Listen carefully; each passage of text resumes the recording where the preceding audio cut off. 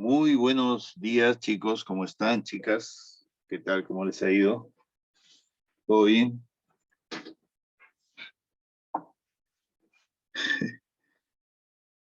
¿Qué tal, Stephanie? Muy buenos días. Bien, vamos a comenzar entonces la clase de hoy.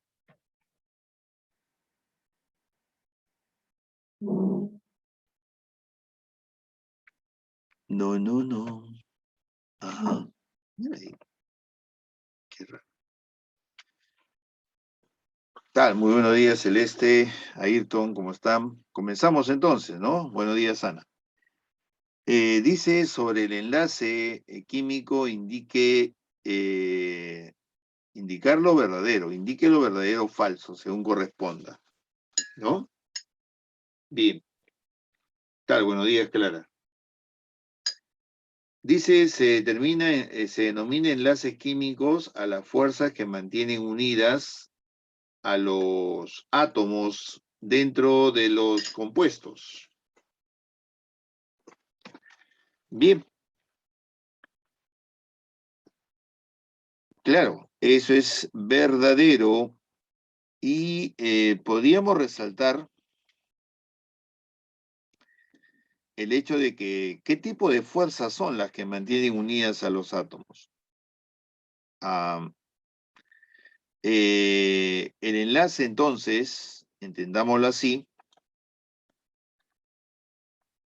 se le, se le puede asociar al enlace como una fuerza. Pero fuerza, ¿de qué tipo? Hay varios tipos de fuerza. Bueno, la fuerza que sustenta los enlaces es una fuerza principalmente eléctrica. A ver, vamos a poner así.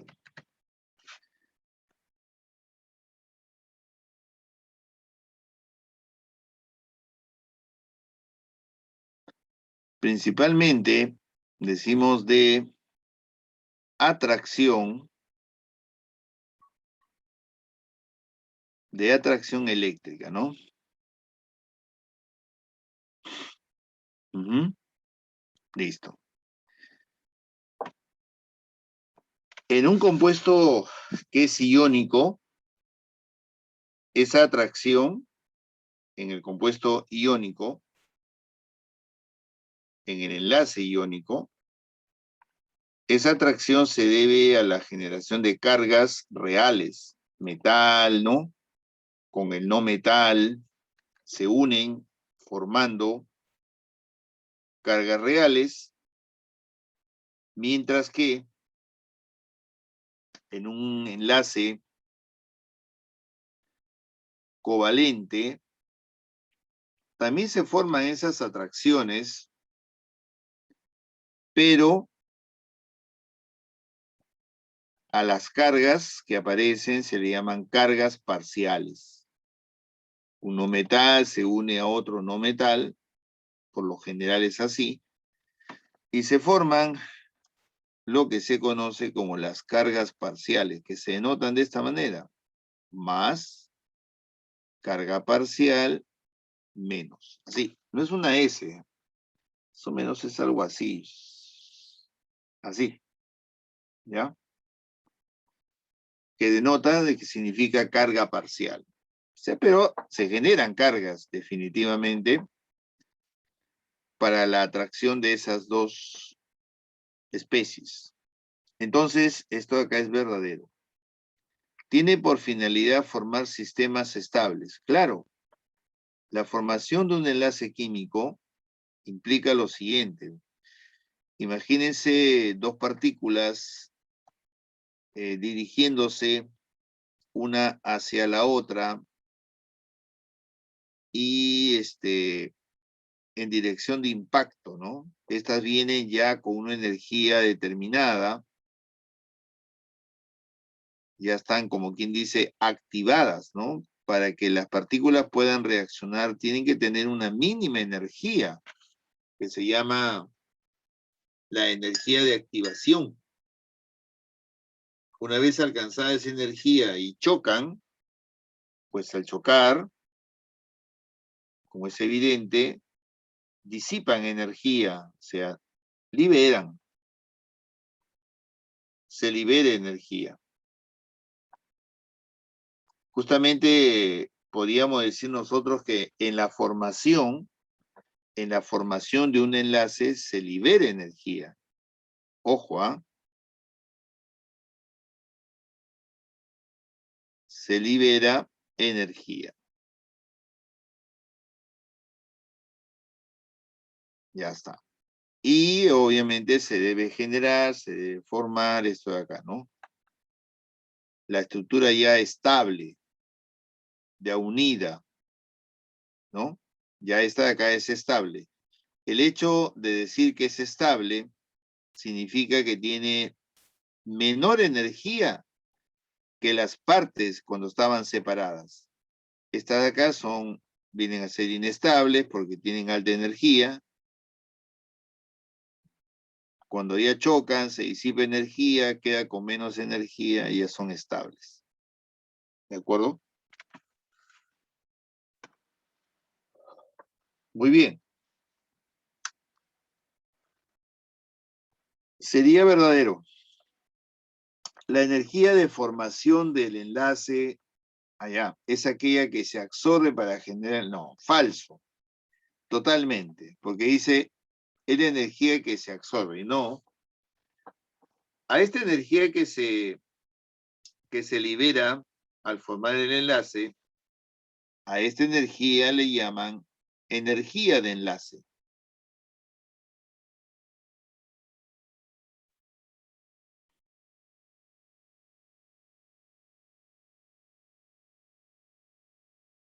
Ahí está. Pero la energía de enlace no es una energía que se absorbe, sino es una energía que se libera. Por eso es falso. En los elementos representativos, los elementos del último nivel se denominan electrones de valencia. Claro. Por ejemplo, ¿no? En el grupo 7A de la tabla, ahí se encuentran los halógenos.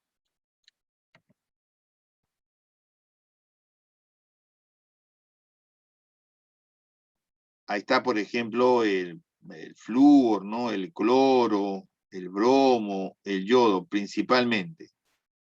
Y cada uno de ellos tiene 7 electrones en el último nivel.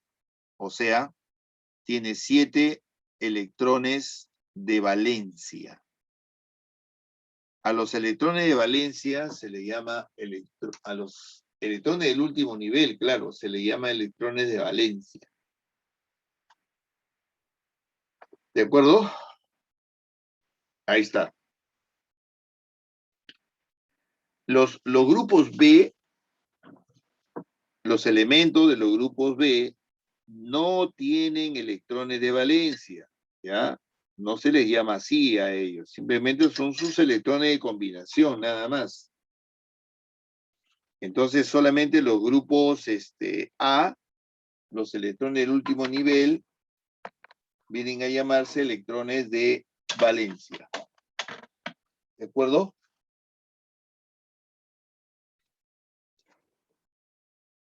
Bien, entonces, los electrones del último nivel se denominan verdadero.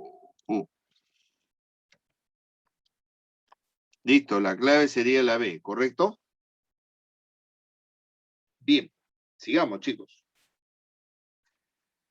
Sobre la propiedad de los compuestos iónicos, indicar o indique las proposiciones incorrectas. Generalmente son sólidos. Bueno, sí, los compuestos iónicos son sólidos. De elevada temperatura de fusión. Eso es cierto. Lo que sí hay que recordar es que la temperatura de fusión de un compuesto iónico es mayor a 500 grados Celsius. En cambio, la temperatura de fusión de un compuesto covalente es menor a 400 grados Celsius. Entonces ahí marca una gran diferencia, ¿no? 2, la mayoría son solubles en disolventes apolares. No, eso está mal. Si estamos hablando de compuestos iónicos, un compuesto iónico, como por ejemplo el cloruro de sodio, es, bueno, de hecho que es soluble en agua. ¿Por qué? Porque el agua es una molécula polar. El agua se representa de esta manera, más, menos. Entonces, estas cargas propician de que el sodio y el cloro se separen. El Na más, el Cl menos, ¿ya? Quedan separados y rodeados por moléculas de agua. Eso permite justamente que la sal o el compuesto iónico sea soluble en agua. Pero, sea un compuesto iónico, lo queremos disolver en benceno, en tetracloruro, estos son compuestos apolares.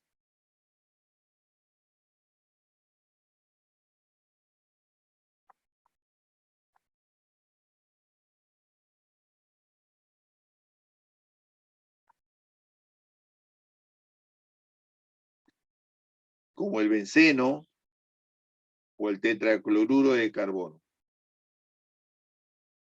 No, no van a ser solubles. Por lo tanto, sí, la mayoría, ¿no? La mayoría, Sandro, la mayoría de compuestos orgánicos son solubles en benceno, porque la mayoría, de hecho, de esos compuestos orgánicos son apolares. Entonces, una molécula apolar se disuelve o es soluble en otra que también sea apolar. Entonces, esto sería falso.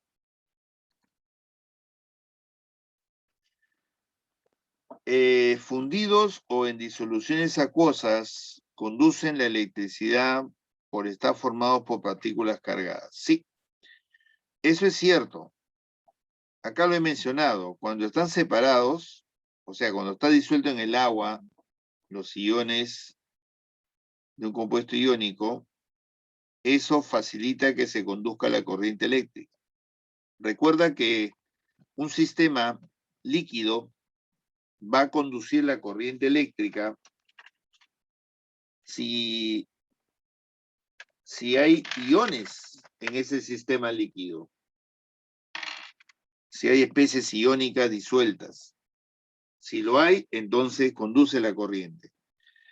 El cloruro de sodio fundido, que en otras palabras está como líquido, fundido significa que está como líquido, esto es igual que colocar el NaCl líquido. Y como líquido debe encontrarse de esta manera. Na más, Cl menos. O sea, está formando iones. La presencia de iones, entonces, hace que el sistema líquido conduzca la corriente eléctrica. Esto acá es verdadero. ¿Sí? Ahora, en la 4, la verdad, chicos, este tipo de proposición no suele venir en examen de San Marcos. Preguntarte quién tiene mayor temperatura de fusión implica conocer varias cosas.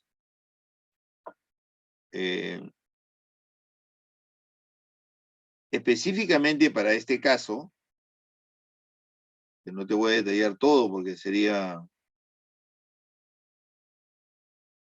demandar más tiempo. Lo que sí puedo decirte es lo siguiente. Entre KCl, que son dos compuestos iónicos, ¿no? Entre dos compuestos que son iónicos, ¿cómo sé quién tiene mayor temperatura de fusión? Ahí depende de dos cosas. Uno, de la carga, y si no depende de la carga, depende del tamaño del ion. Verifiquemos la carga. la carga del potasio, esta oxidación, más 1, y del otro menos 1. Más 1, menos 1. Para que un método práctico para guiarte de la carga sería sumar los valores, pero los valores absolutos de cada uno de ellos. La suma sale 2, el valor absoluto, me refiero a eso. El valor absoluto, la suma, 1, 1, sería 2 también. Ahí las cargas coinciden, ¿se dan cuenta? Cuando las cargas coinciden, no puedo marcar una diferencia con las cargas, porque son iguales, coinciden. Entonces recurro al tamaño del ion. El potasio no va a marcar la diferencia porque es el mismo. Los que van a marcar la diferencia en tamaño es el cloro y el flúor. Y acá tienes que recordar, tabla periódica, grupo 7A de la tabla. El flúor, cloro, bromo, yodo. Y la pregunta es, ¿cuál de ellos tiene el menor tamaño? Porque el de menor tamaño concentra con mayor intensidad su carga y por lo tanto atrae con mayor intensidad.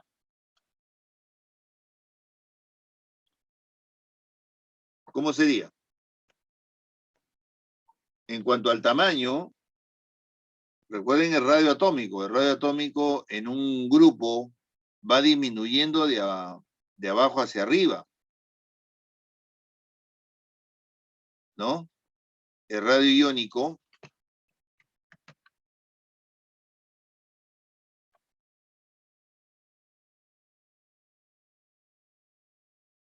disminuye, va bajando. Así que el que tiene menor tamaño sería el flúor. Y ojo, el de menor tamaño va a tener mayor temperatura de fusión.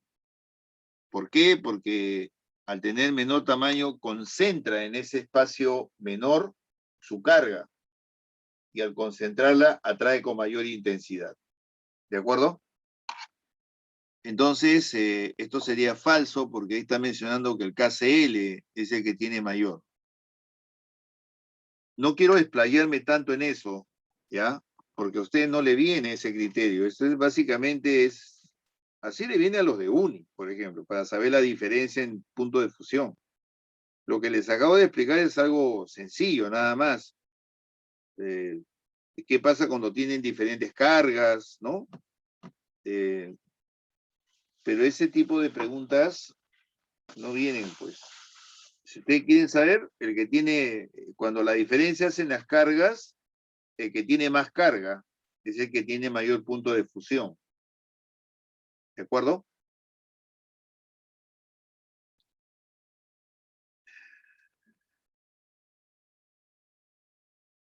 No, no, no, no. No, Claudia.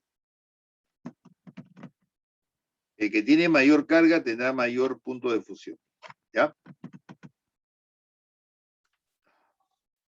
Por ejemplo, calcio, oxígeno. También es compuesto iónico. Este tiene más 2 y este tiene menos 2. Sumo los valores absolutos. 4. Ah, ya. Este tiene más carga que estos dos. Este tiene mayor punto de fusión que estos dos.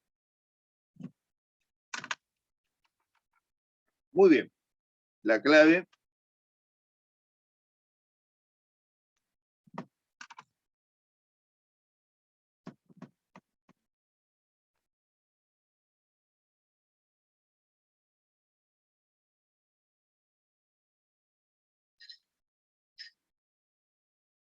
Ah, claro.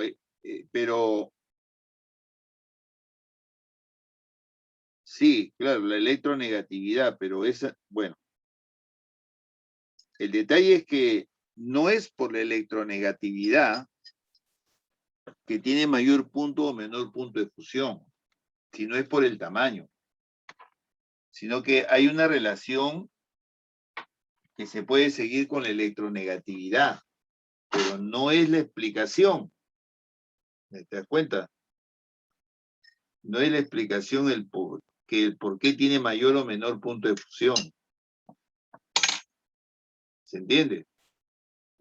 Claro que la electronegatividad te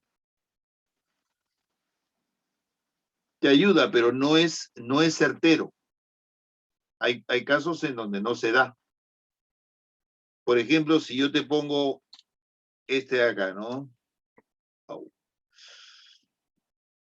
Te pongo un compuesto que tiene una diferencia determinada, pero no concuerda exactamente en muchos casos, que la diferencia me indique que es el que tiene mayor punto de fusión.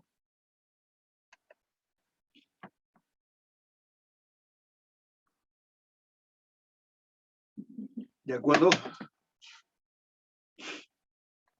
Claro que en este caso de repente sí se da, pero no es algo general, ¿ah? Bien, de la siguiente relación de compuestos, indique cuántos son iónicos, ¿no? Acá hay que tener en cuenta algo. Nosotros decimos que un compuesto va a ser iónico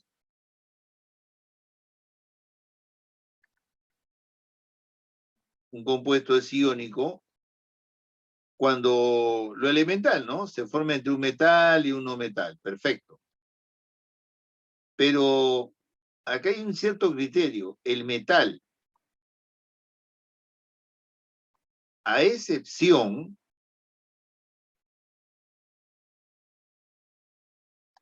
del berilio. El berilio es un metal, claro, pero que cuando se une a un no metal, no forma compuesto iónico. Forma compuestos, eh, forma compuestos covalentes. Entonces, hay que ver la lista acá. Calcio, oxígeno, este sí es iónico, ¿no? Calcio, metal alcalino térreo, oxígeno, muy electronegativo, sí. Ese no, está formado por el berilio. El calcio y con todo este ion carbonato, sí, esta es una sal. Las sales son la mayoría, claro, la mayoría de las sales, donde intervienen elementos de alcalino térreos, vienen a ser compuestos iónicos. Este no, por lo que ya he dicho.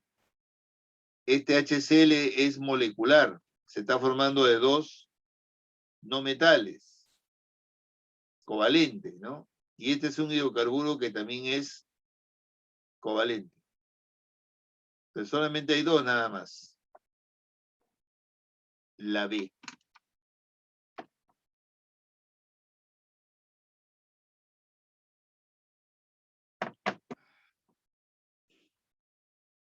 Bien.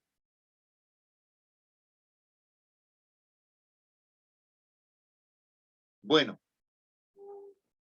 según la clasificación del enlace covalente, ¿cuántos enlaces hay de cada tipo, normal o hidativo?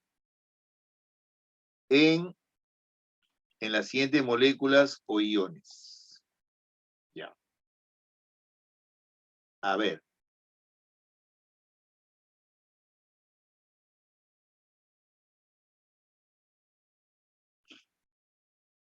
Bueno, la verdad acá tendría que darte la estructura. Vamos a ver. Eh, Imagínense que les han dado las estructuras, ¿ah? En la 1, yo les pongo la estructura, ¿ya?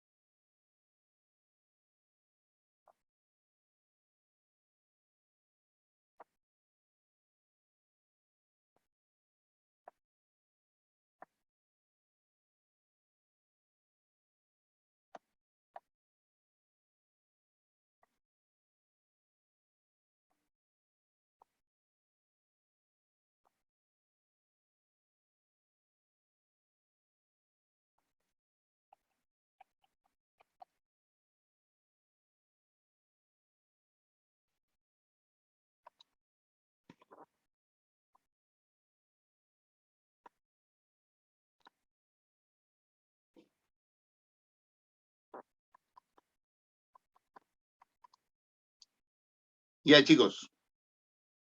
Imagínense entonces que le dan las estructuras, ¿ya? Tendría que ser así el ejercicio.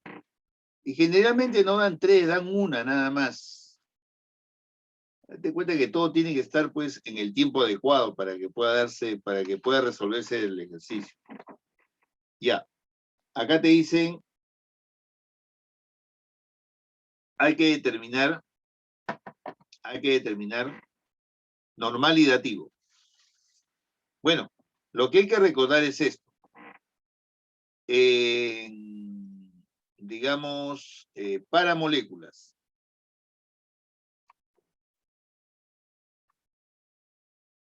Ojo, ¿ah? Para moléculas. ¿Quién es el que forma el enlace dativo? El dativo lo forma el oxígeno que tiene 3 pares libres. ¿No? Estos son pares libres o pares no enlazantes. Este enlace que forma este tipo de oxígeno, este enlace, ese es el dativo. Dativo significa que solamente un átomo va a aportar el par de electrones que formen el enlace. Cuenta. En este caso, el otro átomo al cual está unido el oxígeno, vamos a ponerle, no sé, pues, Ne, este átomo E es el que está dando los 2 electrones al oxígeno. Date cuenta que el oxígeno acá tiene 6. El oxígeno tiene 6 electrones de valencia. Y justamente esos 6 están acá. Así que el oxígeno, digo, no está aportando electrones para este enlace. El único que está aportando es el elemento E. Por eso se le llama dativo. Entonces, en moléculas ocurre eso. ¿Ya? Por ejemplo, en la molécula 2 y en la molécula 3 no hay oxígeno. Si no hay oxígeno, entonces no hay dativo. Todos los enlaces que están ahí deben ser normales. El enlace normal se forma, bueno, cuando cada no metal aporta electrones para el enlace. Cada uno aporta. De repente uno aporta 1, el otro también aporta 1. Uno aporta 2, el otro aporta 2. Entonces, cada uno aporta electrones para el enlace. Bien, ese es el normal. Por lo tanto, este enlace que está acá es normal. Y este también, enlace normal. Acá hay 2 normales entonces. Aquí, bueno, acá están contabilizando, cada par es un enlace normal. En total serían 4. 4 normales, ¿está bien? Cada par de electrones es un enlace normal. Como son 4 pares, son 4 normales. Ahora, ese es en una molécula. En un ion, ahí cambia la cosa. Yo he dicho que para moléculas, este oxígeno es el que forma el dativo. Pero este es un ion, no es una molécula. Entonces, para los iones, un poquito más elaborado, hay que analizar los electrones de valencia del átomo central, que en este caso es el cloro. A ver, el cloro tiene 7 electrones de valencia. Acá sería, y acá sería, ¿no? 2. Tienen que tener 7, ¿ah? Vamos a ver, acá hay 2, 4, 6, 7, 8. Entonces, no, hay uno que no debe ser. Voy a poner acá, así. Acá también. Y acá. 2, 4, 6 y 1, 7. Tendría que ser así para que estén los 7. Ahora, acá el oxígeno ha aportado un electrón para el enlace. Uno diría, profesor, pero acá tiene 6 el oxígeno, 7, pero el oxígeno tiene 6. Por eso es que está cargado negativo, porque un electrón, ese electrón que se ha ganado, lo ha ganado este oxígeno. Representemos al electrón de esta manera, así. Ya está. Para diferenciarlo nada más de los otros, ¿ya? Ese es el electrón que ha ganado este oxígeno. Entonces, este enlace que está acá, tanto el oxígeno como el cloro están aportando electrones. Este es un enlace normal. ¿De acuerdo? Somos por acá. Enlace normal. Los otros dos enlaces, dense cuenta que el único que ha aportado electrones es el cloro. El oxígeno, acá están sus, o ahí tiene sus 6 electrones de valencia. ¿De acuerdo? Entonces, este enlace que está acá es dativo y por la misma razón también es dativo. Acá hay entonces un normal y 2 dativos.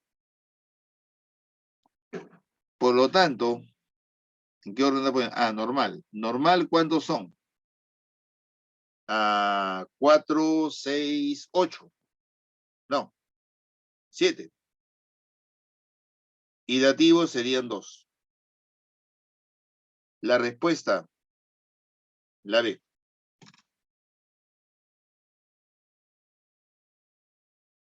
¿De acuerdo? ¿Se entiende, chicos?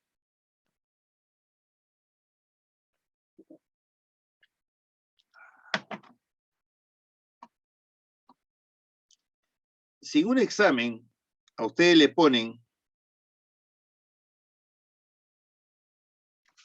este compuesto, ah, mm,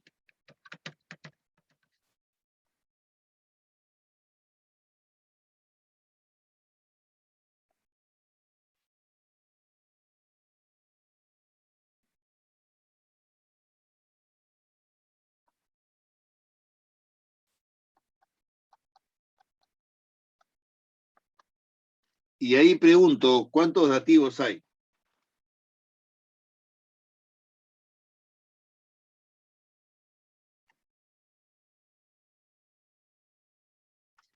Es una molécula, básate en esto de acá, ¿no?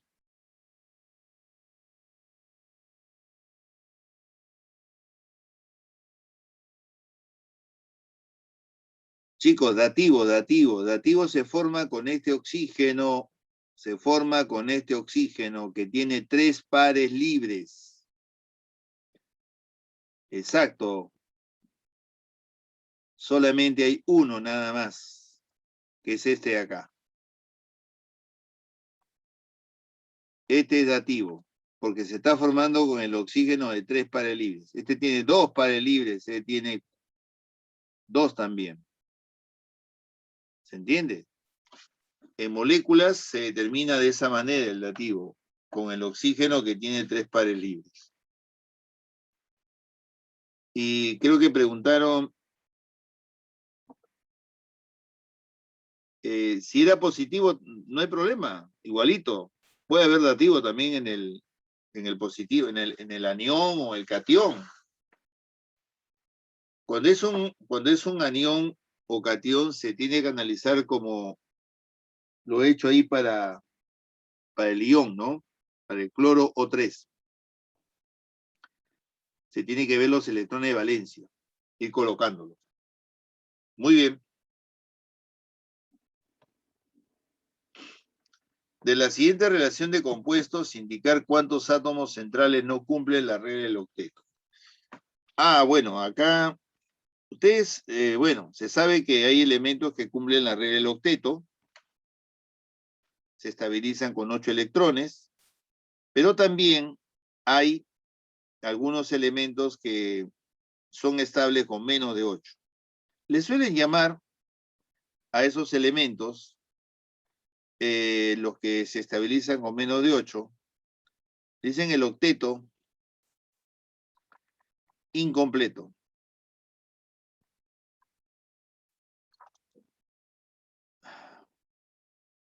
¿De acuerdo? El octeto incompleto.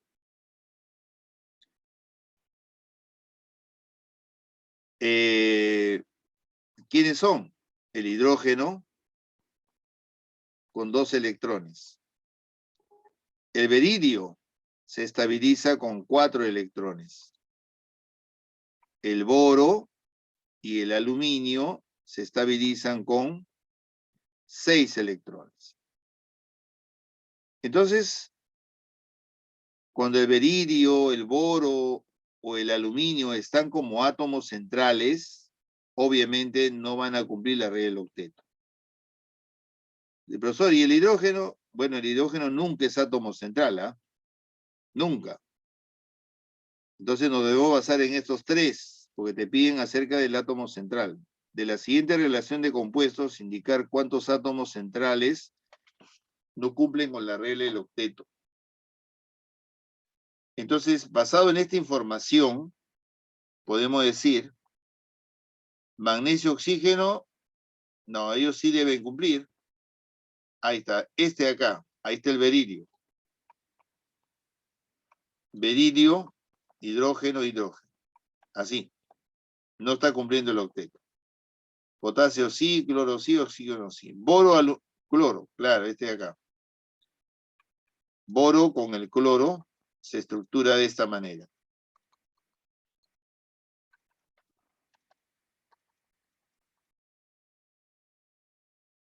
También, ¿no? Nitrógeno, el nitrógeno es el átomo central, no, no. Solamente serían 2.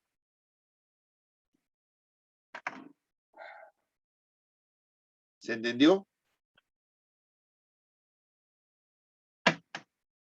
Profesor, entonces solamente esos átomos no cumplen con la regla del octeto. No, no. No cumple con el octeto incompleto, ¿no? Que se estabiliza con menos de 8. Ahora, también hay otros que se estabilizan con más de 8, que tampoco cumplen la regla del octeto, ¿no? Lo más conocido son el fósforo,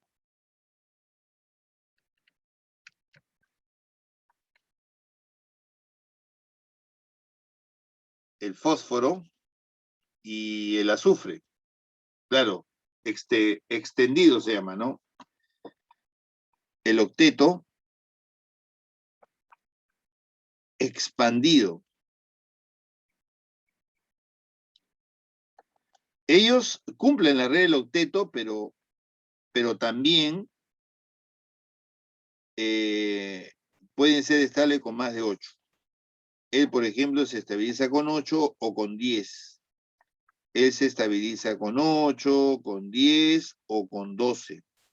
Y también están el cloro, el bromo y el yodo, que ellos se estabilizan con 8, con 10, con 12 o 14.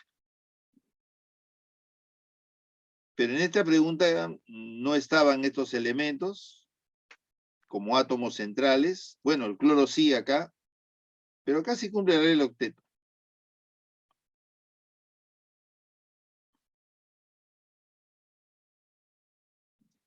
Entonces sería, tanto hay elementos que no cumplen la regla del octeto con menos de 8 o con más de 8, ¿no?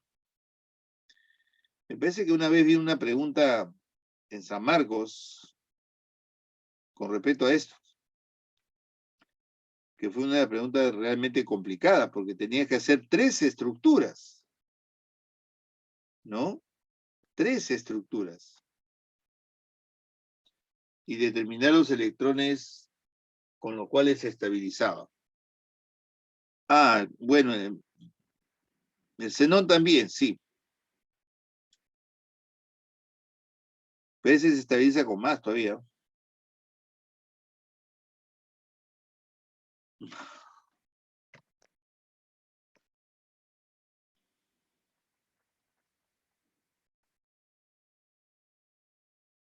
Uh-huh.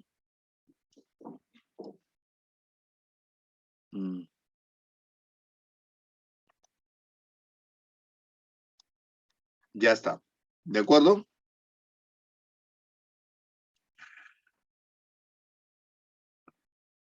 Empezamos a ver la parte de nomenclatura. A ver, ustedes primero.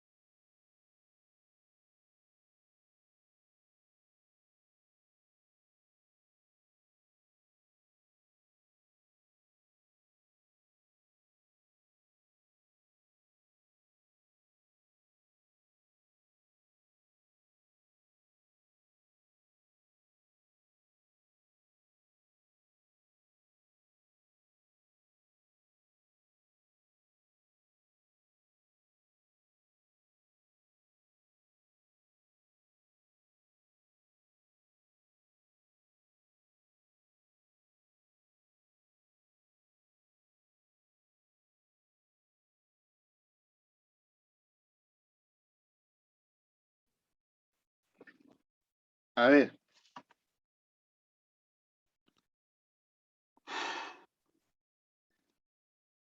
El término valencia para un átomo que forma un enlace covalente indica el número de electrones ganados o perdidos.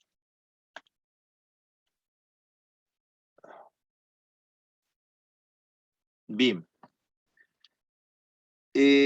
Bueno, la valencia es un término ya antiguo que podríamos notar la diferencia entre estado de oxidación de la siguiente manera.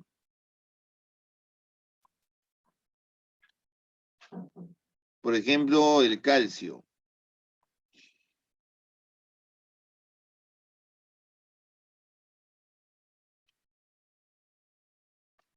El calcio tiene valencia 2, la cantidad de electrones que tiene en el último nivel, ¿no?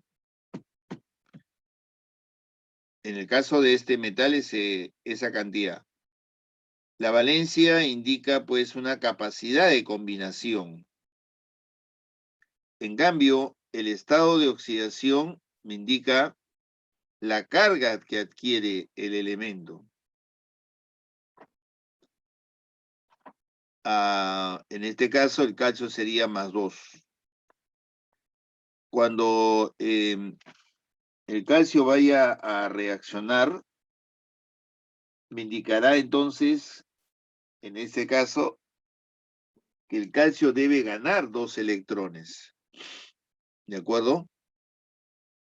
Y cuando los gana, ya adquiere una carga. Y a esa carga se le llama estado de oxidación. El flúor, su valencia es 1. ¿Qué significa? Por ser un no metal, el flúor debe ganar un electrón. Deberá ganar un electrón cuando forme un enlace. Cuando ya lo gana, ya está formando el enlace, entonces ahora ahí a ese valor se le llama estado de oxidación porque ha adquirido una carga, -1. ¿De acuerdo? Entonces el término valencia para un átomo que forma un enlace covalente, eso es cierto, indica el número de electrones ganados o perdidos. 1, claro, va a ganar un electrón. Flúor por ser no metal gana, el metal debe perder, pierde 2 electrones. Eso me indica la valencia, ¿no? Aunque hay varias definiciones de lo que es la valencia.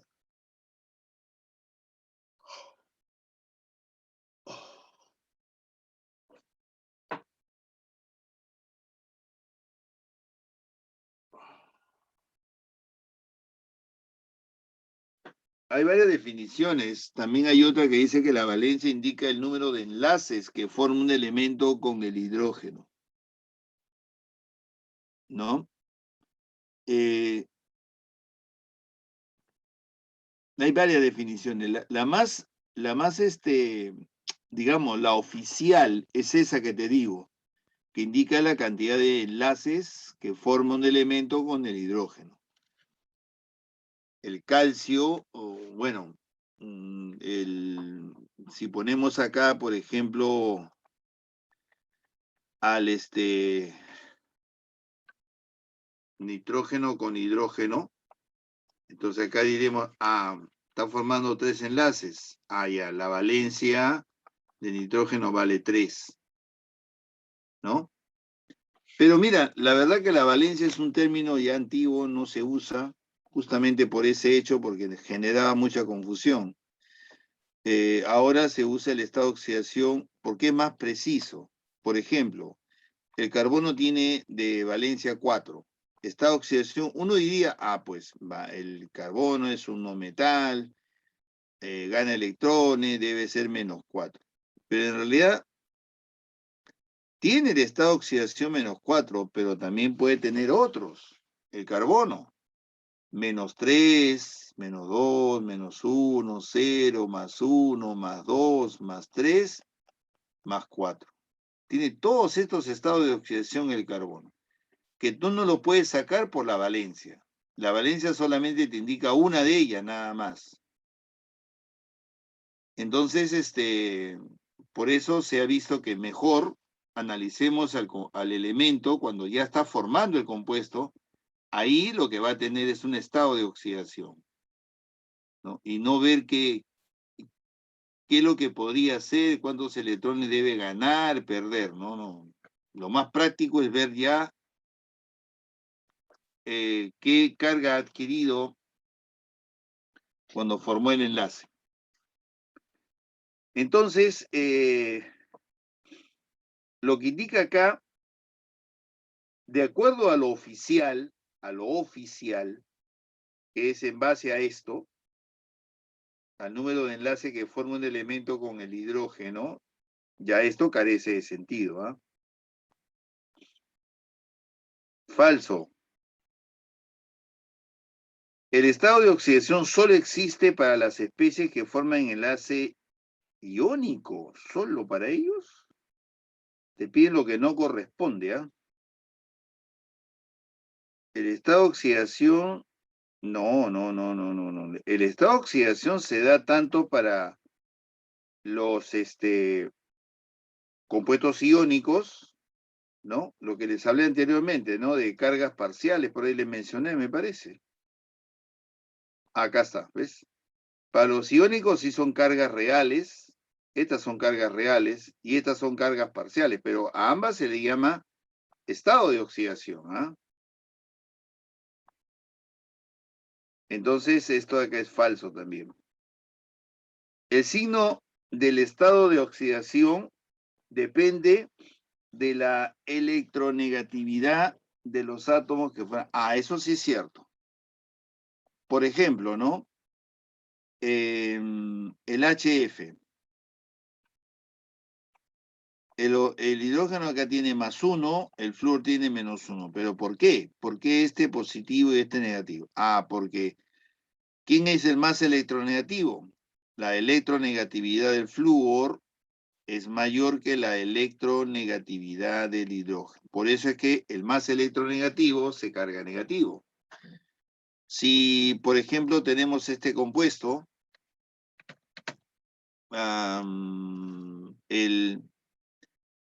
el sodio hidrógeno. En este caso, el sodio, que es el metal, se carga positivo y el hidrógeno se carga negativo. Y si tú ves las electronegatividades, vas a comprobar que la electronegatividad del hidrógeno es mayor que la electronegatividad del sodio. Entonces, siempre el más electronegativo es el que lleva el signo negativo en el estado de oxidación. No corresponde 1, 2, clave la A.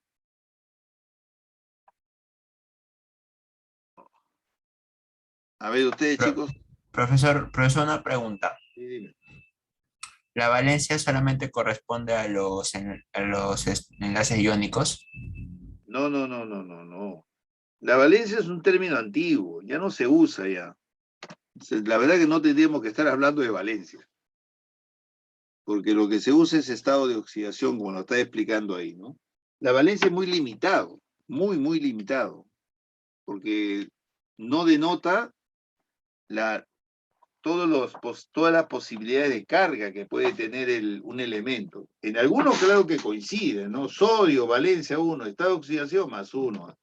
Ah, ahí sí. Pero después se vio que con otros elementos no, la valencia solamente indicaba uno de los estados de oxidación del elemento, pero el elemento puede tener varios estados de oxidación. Entonces, por eso, por esa razón, ya no se usa valencia, se pone porque fue uno de los un término, el primer término que salió, ¿no? Para poder analizar a los elementos en un compuesto, pero ahora ya se usa estado de oxidación, ¿ya? ¿Correcto?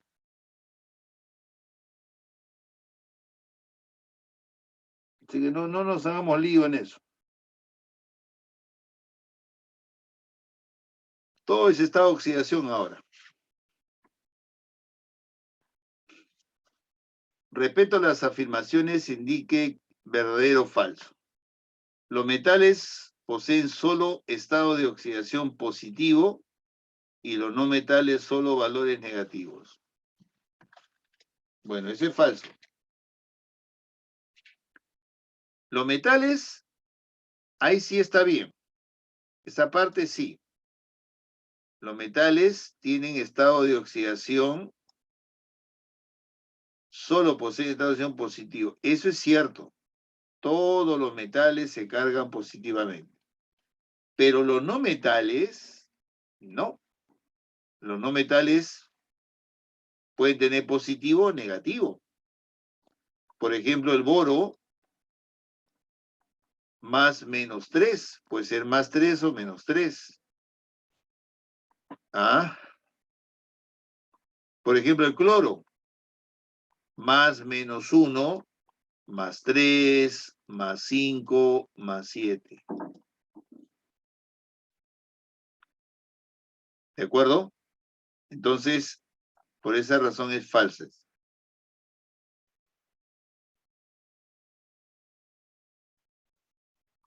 Funciones binarias. Se refiere a que están formados por dos elementos diferentes, claro. Los hidruros, un hidruro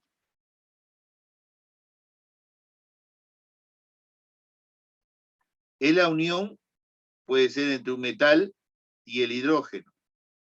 o puede ser entre un no metal y el hidrógeno. Son binarios, hay dos elementos nada más. Hasta ahí va bien. Los óxidos, bueno, los óxidos básicos, los óxidos básicos se forman de, bueno, de un metal con el oxígeno, binario. Y los óxidos ácidos, antiguamente llamados anhídridos,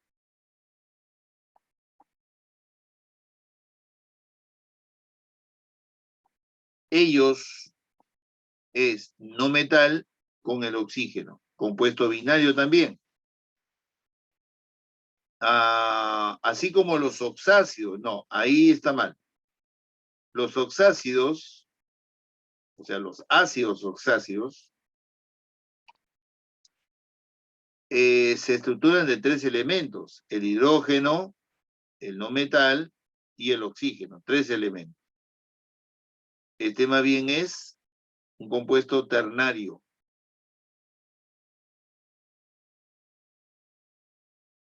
Bien, entonces este es falso. La nomenclatura sistemática se basa en los términos no, falso. La nomenclatura sistemática se basa en prefijos numerales, mono, di, tri, tetra, penta, etcétera, ¿no? Falso. La nomenclatura stock, el conocimiento de la valencia es indispensable, de la valencia. Bueno, yo entiendo del estado de oxidación, ¿no? Hay que ponerle así, de estado de oxidación. Y eso sería ahora sí verdadero. Bien. ¿Cuál quedó, ah? Verdadero. Listo. A ver la siguiente. Sobre los óxidos, indique verdadero o falso. Los óxidos ácidos, al disolverse en agua, forman hidróxidos. No, no. Un óxido ácido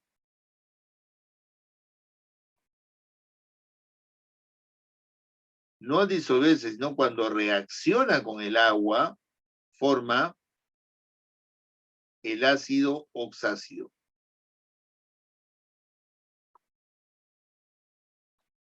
¿De acuerdo?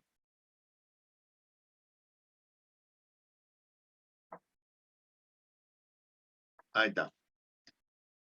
La primera entonces es falsa. Los anhídridos, que son los óxidos ácidos, en los anhídridos y en el flúor 2 oxígeno, el oxígeno actúa con número de oxidación negativo. A ver, el oxígeno, en la mayoría de compuestos, el oxígeno actúa con -2. ¿Estamos? En la mayoría de compuestos, el oxígeno actúa o tiene estado de oxidación -2. Ahora, a excepción de los peróxidos.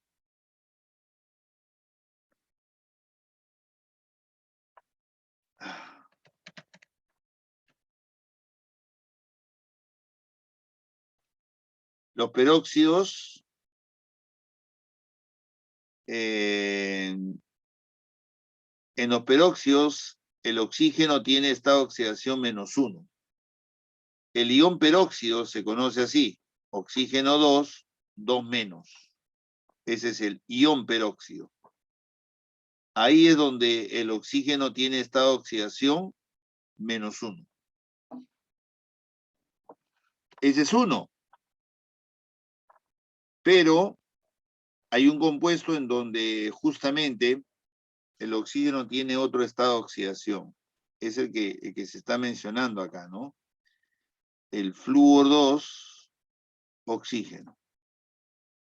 El flúor tiene -1. el oxígeno debe tener -2 para que la sumatoria me dé 0. ¿Te das cuenta? Entonces, ahí tiene -2. Profesor, ¿-2 o +2, Ah, profesor? +2, sí. Sí, +2. Ahí tiene +2 y acá -1 y son las dos excepciones, ¿no? Entonces acá dice, donde dice, actúa con número de oxidación negativo, falso, porque en este compuesto tiene positivo. En los peróxidos encontramos la especie tal. No, el ion peróxido es así como lo había puesto acá. Oxígeno 2, 2 menos. ¿Ah?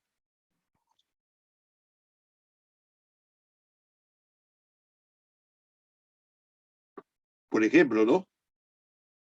Si unimos el sodio con el oxígeno 2 menos 2, se intercambia, ¿no? El 2 pasa para el sodio, el 1 viene para el oxígeno, ¿no?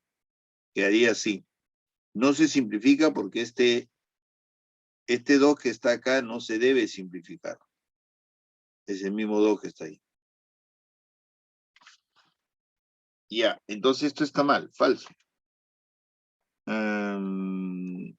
El compuesto, pero ya no hay clave ya, ¿no? Bueno, el compuesto corresponde a un óxido. Ah, ya. Bueno, no solemos hacer esto los óxidos dobles o salinos, ¿ah? Pero le menciono, pues, un óxido llamado doble o salino, tiene que cumplir esto. Se hace con un metal y el oxígeno, donde el metal debe alcanzar a tener 3, su índice 3 y el oxígeno 4. Esta es la forma que tiene un óxido doble o salino. Y justamente cumple, ¿no? Fíjate, el metal 3 y el oxígeno 4. Ahí está. ¿Verdadero?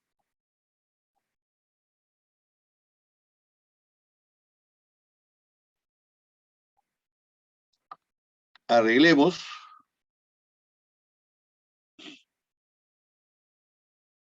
Debe ser 2 menos. Entonces, verdadero. Clave, la A. ¿Está bien? Se nos sale, muchachos. Siguiente. A ver. Sobre los hidróxidos, indicar lo que no corresponde. Son compuestos ternarios. Bueno, sí, los hidróxidos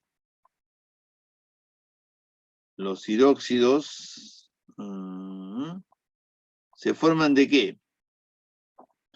Metal, OH, N, donde N es el estado de oxidación del metal. Y son 3 elementos los que forman, ¿no? Son compuestos ternarios, está bien, que poseen el grupo funcional OH-1, claro, este acá es el OH-1 o 1 menos, cuyo nombre es el ion hidróxido. Ah, esto está mal. Ion hidroxilo no es. El hidroxilo es el oxígeno, hidrógeno, ahí. Que es muy diferente a esto acá. Este es un ion. Este no es un ion. A esto le llaman un radical. Así como el metil, el etil, el propil, este oxígeno tiene acá un enlace libre.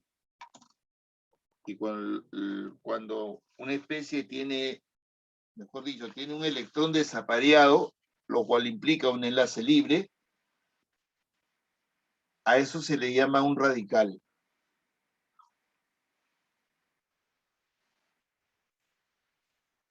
Que es diferente a un ion, pues, ¿no? Entonces, falso la primera. Se originan en base a los óxidos metálicos, de ahí su carácter básico. Bueno, de ahí no tiene que ver eso.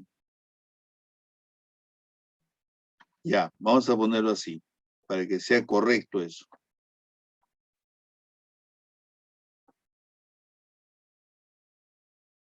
Vamos a borrar esto.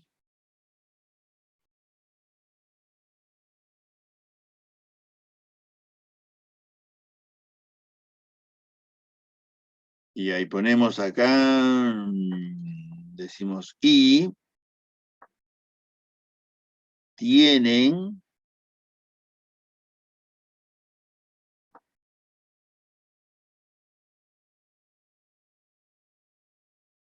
ahí está. Y tienen carácter básico. Se originan en base a los óxidos metálicos y tienen carácter básico. Eso es verdad. Los metales de los grupos 1A y 2A lo forman al actuar directamente con él. Bueno, eso es verdad. De los metales, recuerden que de los metales más activos químicamente son los del grupo 1A y 2A. Ellos, cuando interactúan con el agua, reaccionan violentamente con el agua, forman pues el metal, forman el hidróxido, bueno, respectivo.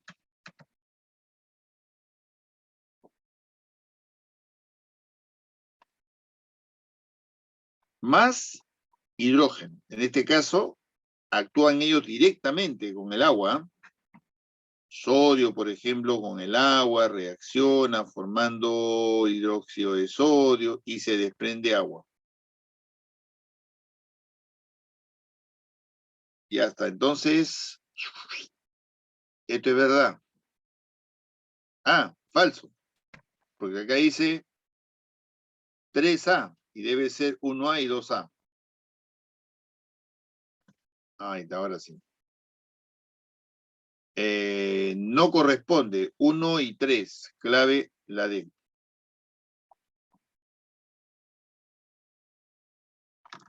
A ver, sobre los ácidos, indicar verdadero o falso. Los oxáceos son compuestos ternarios, ya lo dijimos, mientras que los hidráceos son binarios. Los hidráceos. Ya, el ácido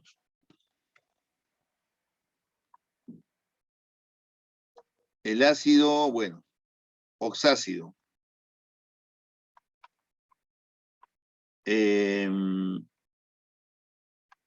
Debe ser así.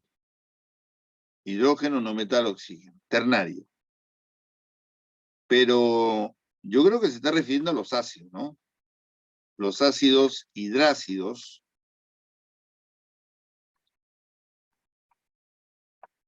Y ya. Los ácidos, como por ejemplo, qué sé yo, pues el H. Bueno, en general sería así. Hidrógeno con el no metal, ¿no? Pero, para que sea un hidrácido, debe ser, por ejemplo, HCl, debe estar disuelto en el agua. ¿Sí o no? Entonces ahí,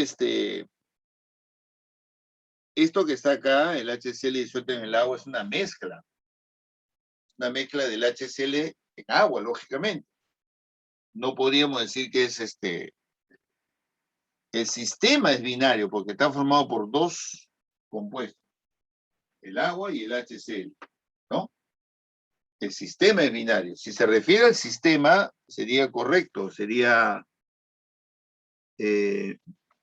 binario el HCl, ¿no? Pero por los compuestos que están, no por los elementos. En el caso de los óxidos ácidos, se está mencionando solamente al compuesto. Ese sí es ternario, ¿de acuerdo? Pero en los hidrácidos, no, los ácidos hidráceos son una mezcla. Entonces ahí el sistema es binario, ¿no? Formado por dos compuestos. ¿De acuerdo? Ahí está la disyuntiva, chicos. Mientras que los hidrácidos, voy a tomarlo así, como ácidos hidráceos, son binarios, pero es un sistema binario, ¿ya? Formado por dos compuestos, el HCl y el agua. Este es un sistema binario, ¿ya? Pero este es un compuesto ternario. Compuesto ternario. Ya está. Bueno, vamos a considerarlo verdadero, pues, porque como esta es una mezcla, hay que poner más sistema, mientras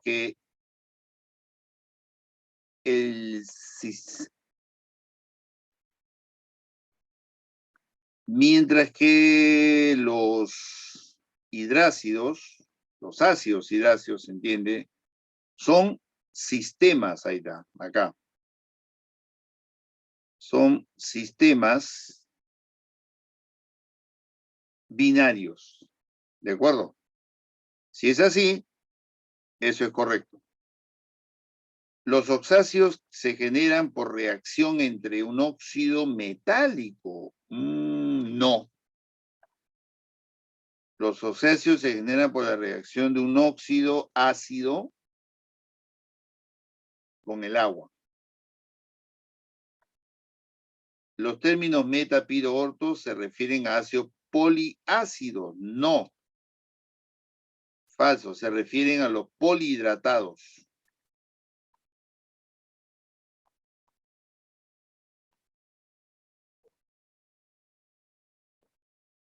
Ya, esos polihidratados está los que justamente reaccionan con mayor cantidad de moléculas de agua. El más importante de los polihidratados, el que debe saber sí o sí, es el H3PO4. ¿Cómo se llama este compuesto, chicos? ¿Conocen? ¿Se acuerdan? ¿Cómo se llama este compuesto?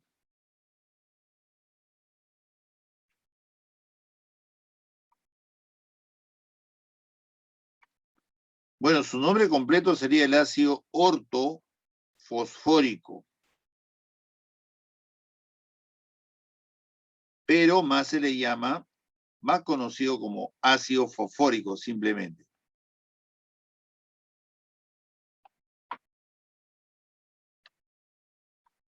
¿Correcto? Ya, entonces falso también. Y la fórmula del aceite de vitriolo, bueno, es un nombre antiguo que se le decía al ácido sulfúrico. Ya no se le llama así. Simplemente ácido sulfúrico, pero bueno, el aceite de vitriolo sí. Y el agua fuerte es con el HCl, sí. O sea, el HCl disuelto en el agua, ¿no? A eso me refiero. O en otras palabras, debe ser el HCl AC. Ya está. Entonces, esto sería verdadero. ¿Cuál quedó? La A. Siguiente. A ver, ¿cómo sería? Isotérmicamente, a ver, hay varias condiciones acá. A ver, hay un estado 1. 10 atmósferas, perdón, 10 litros, ¿no? 2 atmósferas. Temperatura desconocida. Se pasa a un estado 2.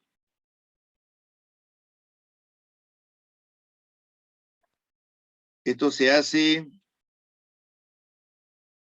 isotérmicamente, dice.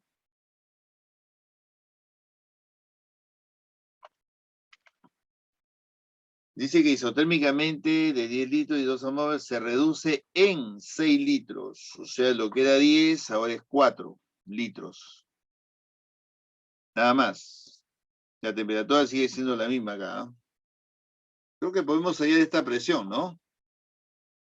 Isotérmicamente se cumple presión 1, volumen 1 igual, presión 2, volumen 2. Presión 1, 2, acá será 10. La presión 2 por 4.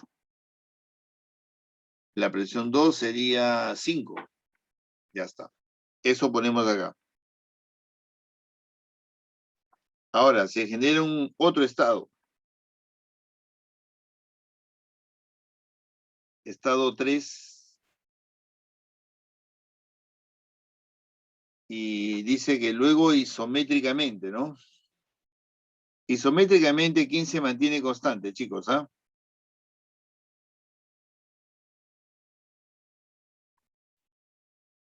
Exacto, el volumen. Entonces acá colocamos 4, ¿no? Mientras que la presión dice aumenta su valor en 0,8, o sea que ahora es 5,8. Y la temperatura es 327 acá, grados Celsius. Ya está. Y me piden hallar cuál es la temperatura inicial. Bueno, lo que podemos hacer es esto. Relacionar el estado 1 con el estado 3. A ver, acá nomás, planteamos, ¿ya? Presión en 1, volumen en 1, temperatura 1. Igual, presión en 3, volumen 3, temperatura 3.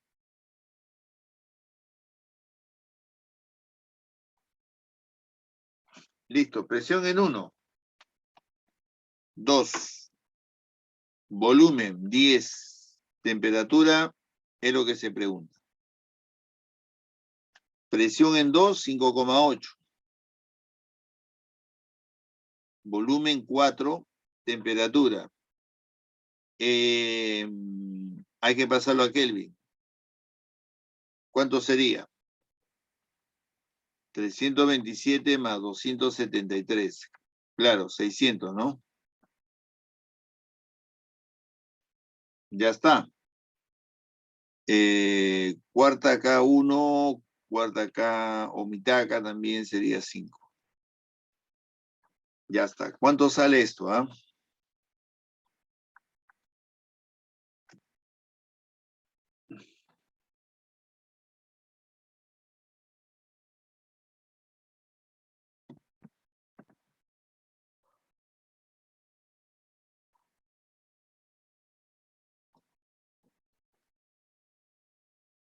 Muy bien. La C. Se tiene pesos iguales de los gases que se muestran a continuación. ¿Cuál de ellos ejercerá más presión? Bueno, podríamos aplicar esto. PV igual a RT. Número de moles, ¿no? Masa entre la masa molar. Presión de espejo, ¿ah? RT, masa, sobre el volumen.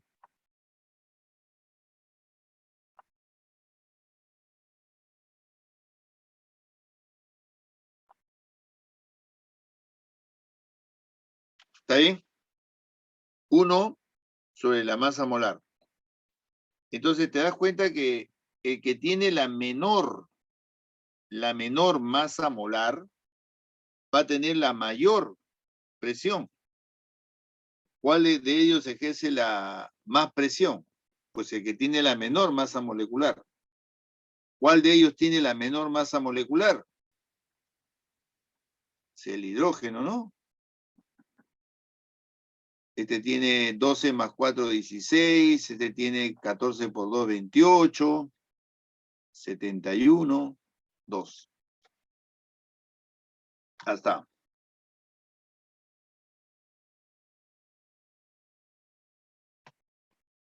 Dice, en un recipiente rígido de volumen desconocido, se tiene 10 gramos de H2 gaseoso, ya la capacidad del recipiente. Bueno, es cuestión de estado, ¿no?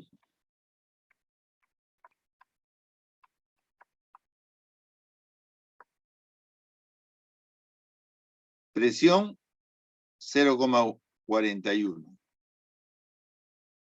Volumen que se pregunta. Está en atmósfera la presión, sería 0,082. ¿Sí? Temperatura 300, ahí está. La masa, 10 gramos. Masa molar del hidrógeno, 2. Este cerito corre el decimal acá. Esto se cancela con esto de acá. Queda 2. 2 simplifica este de acá. ¿Sí? Quedaría entonces, ¿cuánto?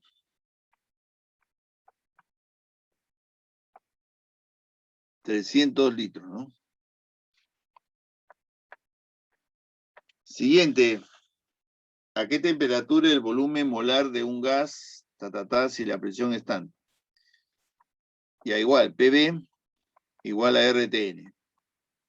Pero presión, este N pasa a dividir. Ya está. Este es el volumen molar. Dice, ¿a qué temperatura el volumen molar si la presión es tanto? Ya. La presión es 760 milímetros de mercurio. ¿Ah? Esto es el volumen molar. 124,8.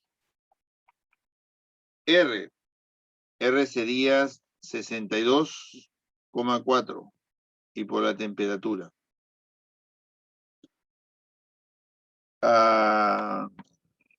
1520, ¿no? ¿Sí? 1520, pero eso está en Kelvin. La respuesta te la están pidiendo en Celsius. Le resta 273. ¿Cuánto queda? 1247 grados Celsius. Ya está.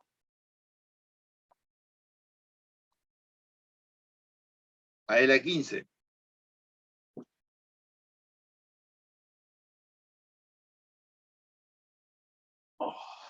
Te piden hallar la temperatura 2. Analicemos este punto y este punto de acá. Punto 1, punto 2. Decimos que de 1 a 2 la presión se mantiene constante. ¿Estamos de acuerdo? Tanto el punto 1 como el punto 2 están a la misma presión. Si están a la misma presión, entonces se cumple lo siguiente, ¿no? Que el volumen 1, temperatura 1, volumen 2, temperatura 2. ¿Está bien?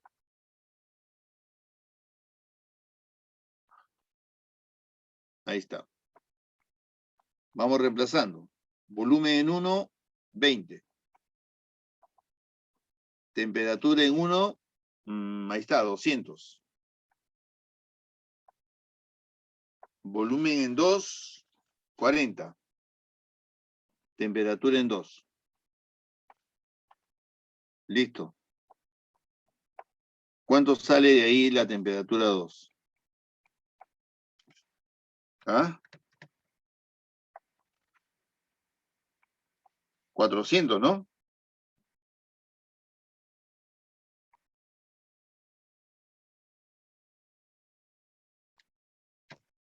¿Está bien, chicos? Estamos de acuerdo, ¿no?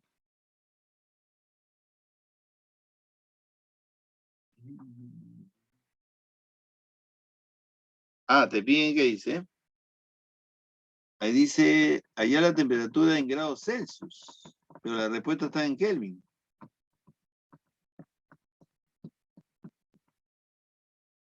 Bueno, obviemos eso entonces.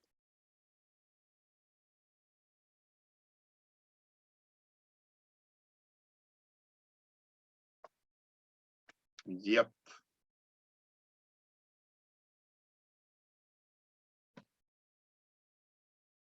Respecto a las reacciones químicas, indicar verdadero o falso, dice. ¿Se altera la estructura nuclear de una sustancia? No. En una reacción química no interviene el núcleo. Solamente en las reacciones nucleares interviene el núcleo. Falso. Son evidencias experimentales el cambio de color, ¿sí? Liberación de calor, gases, etcétera. Verdadero. O sea, las evidencias vienen a ser, ponte, la formación de un gas, la formación de un sólido, que se le conoce como precipitado, la liberación de energía, o cuando veo que una sustancia cambia de color, cambia de sabor, cambia de olor, entonces esas vienen a ser evidencia de reacciones químicas. Todas las reacciones químicas son endotérmicas, falso, porque también hay exotérmicas, ¿de acuerdo? Para acelerar las reacciones químicas se agregan catalizadores, verdadero. Un catalizador puede aumentar la velocidad de la reacción o también puede disminuirla, ¿no? En el caso de la disminución se le llama catalizador negativo o inhibidor. Catalizador negativo o inhibidor, claro. Ya, ¿cuál es la clave entonces? La D. Siguiente, indique la analogía incorrecta. Redox. Desplazamiento. No. Sustitución. Tampoco. Doble sustitución, dice. Fósforo. Arsénico con cloro.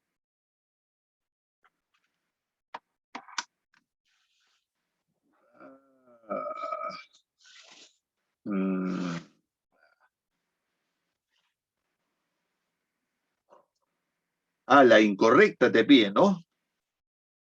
Ya, vamos a ver. La incorrecta. Esta está bien, porque síntesis se encuentra cuando hay solamente un compuesto. Doble sustitución también está bien, ¿ah? Fósforo con flúor, ahí está. Arsénico con cloro, ahí está. Se están uniendo, correcto. Doble desplazamiento, doble sustitución. Esto está raro, a ver. Plomo con calcio, ¿con quién? ¿Con los 5PO4? No, está mal esto. A ver acá. Redox. Tiene que haber cambio en el número de oxidación, ¿ah? -1 más 2. -1 más 2. -1 más 1. No, más 2. Y este es más 4. -1. Ya. ¿Ha habido cambio o no? ¿Cloro cambió o no? ¿Estaño cambió? Sí. El estaño me parece que sí ha cambiado, ¿no? Acá es más 4. El estaño más 2 más 4. Cloro cambió. No, acá está medio mala. Este es el mismo compuesto.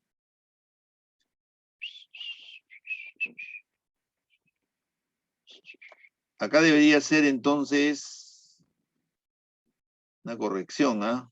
Acá debería ser así. Para que el mercurio sea más 1, ¿no?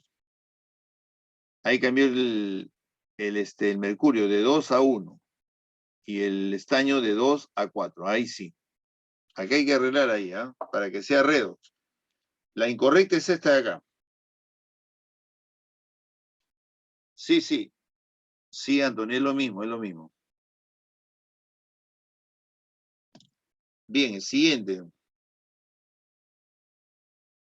Respecto a la siguiente reacción redox, tatatán. Veamos. A ver.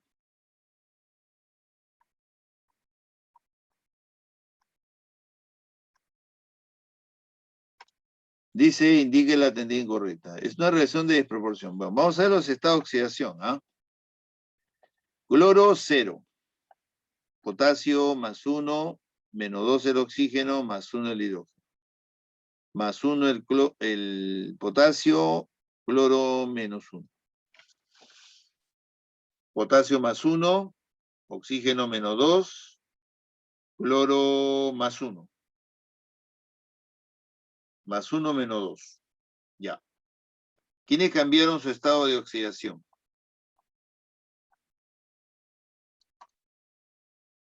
El cloro, ¿no? El cloro pasó de 0 a -1. Disminuye. Cuando el estado de oxidación disminuye, eso implica que se está reduciendo. Es una reducción. Ya está. Por lo tanto, este de acá es el agente oxidante. Y este sería, como se está reduciendo, la forma reducida. Ahora, el mismo cloro está pasando de 0 a +1. Notamos que el estado de oxidación aumenta. Y cuando aumenta, se oxida.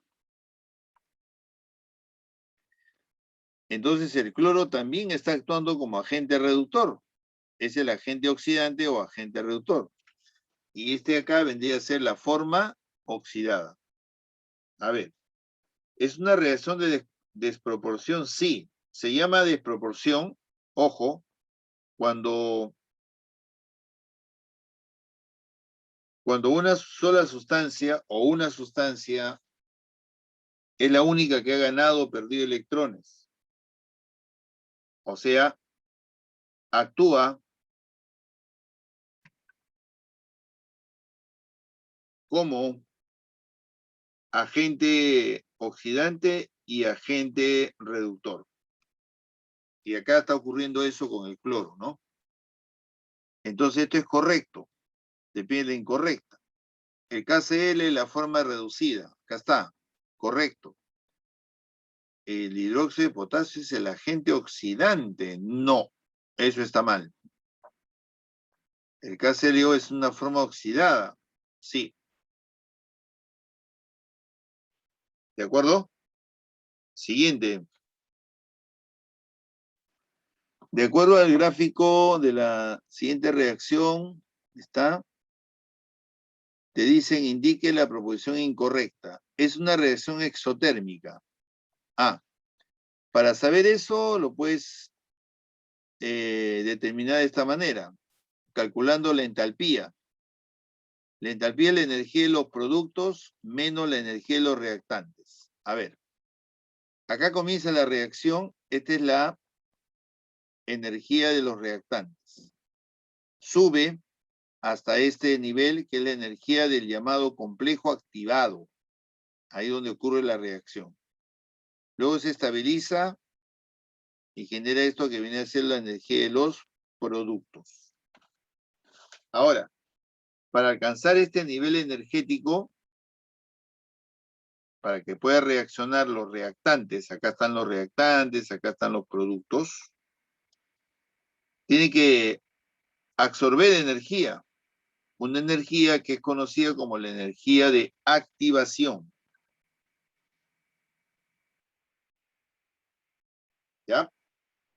Bien, dice, es una reacción exotérmica. Probemos la diferencia. A ver, la energía de los productos, 20. Energía de los reactantes, 10. O perdón, 100. Sale menos 80. En la unidad respectiva, ¿no? Kilocalorías por mol.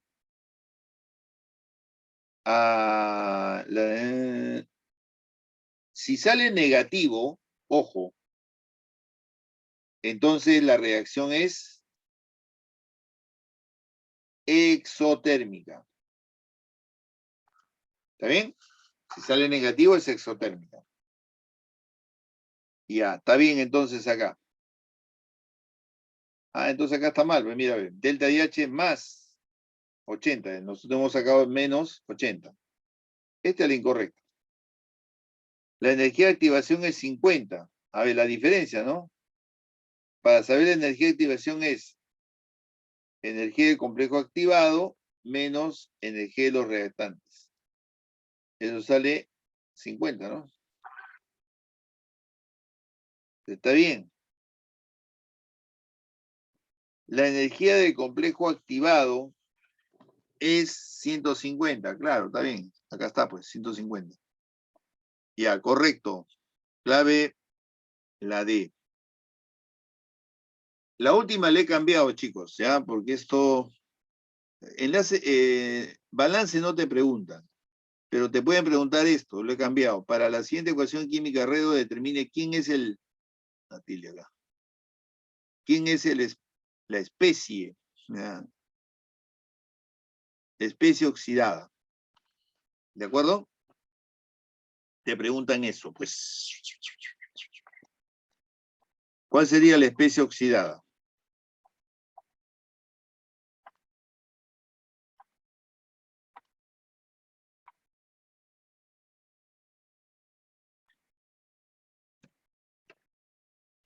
No. Habría que determinar los estados de oxidación y, bueno, para poder determinar eso, ¿no? Calculamos, determinamos los estados de oxidación, ¿de acuerdo? Rapidísimo. A ver, acá es 0. Ya he dicho que el fósforo cambió, ¿ah? El único que ha cambiado es el fósforo, ¿ah? Mira, fósforo acá y fósforo acá. Menos 2, más 1, acá sería más 3.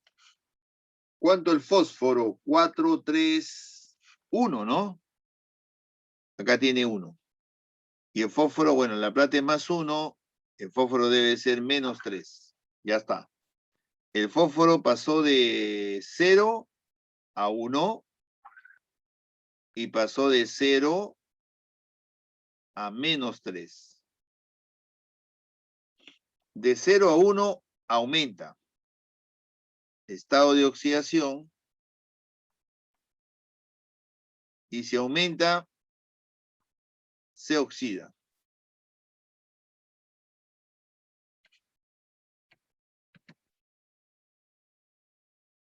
Si se oxida, esta sería la forma oxidada. Y por lógica, este debe ser la forma reducida. Te preguntan, acá, ¿quién es la forma oxidada? Ya pues, el H3PO2, ¿no? Esa sería la forma oxidada. Básicamente así vienen las preguntas. Chicos, muy bien, ahí nos quedamos. Nos vemos. Chao.